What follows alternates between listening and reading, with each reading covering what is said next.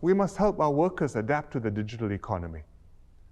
The digital transformation will be disruptive, especially for less skilled workers and those on the wrong side of the digital divide.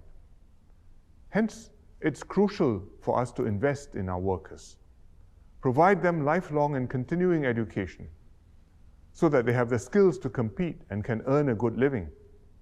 Governments will provide support, but firms need to chip in, and larger firms need to take the lead on reskilling and new skilling.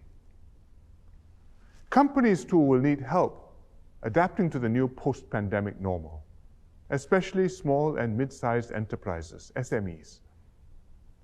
SMEs account for 97% of all businesses and employ more than half of the combined workforce in APEC economies. But most SMEs are not as digitally prepared and risk being left behind.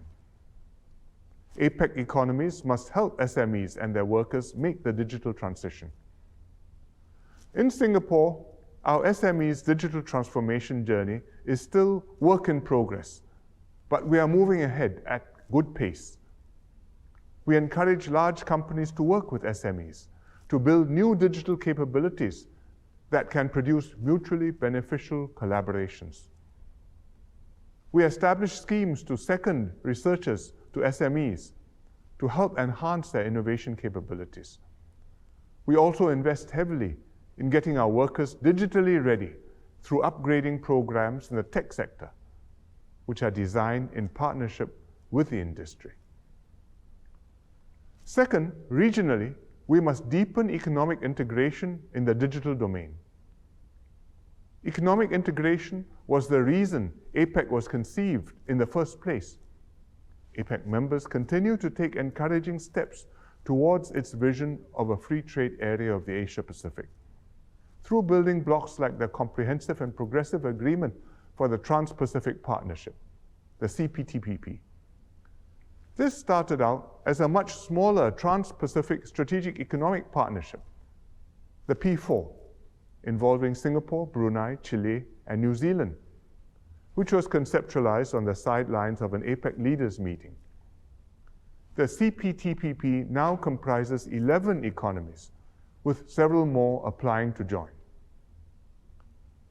Another major regional trade agreement is the Regional Comprehensive Economic Partnership, or RCEP. The RCEP comprises a significant number of APEC members, amounting to 30% of global GDP, and it will enter into force on the 1st of January next year. It's timely to extend this vision of regional economic integration to the digital domain. The CPTPP and the RCEP set out some of the rules to facilitate e-commerce, but focused digital economy agreements carry this further. They provide reference points on the common frameworks and rules for digital trade, including emerging technologies and data innovation. Some APEC members have already concluded such agreements. For example, the Digital Economy Agreement between Singapore and Australia, and the Digital Economy Partnership Agreement amongst Chile, New Zealand, and Singapore. Recently, more APEC economies have expressed interest in the Digital Economy Partnership Agreement.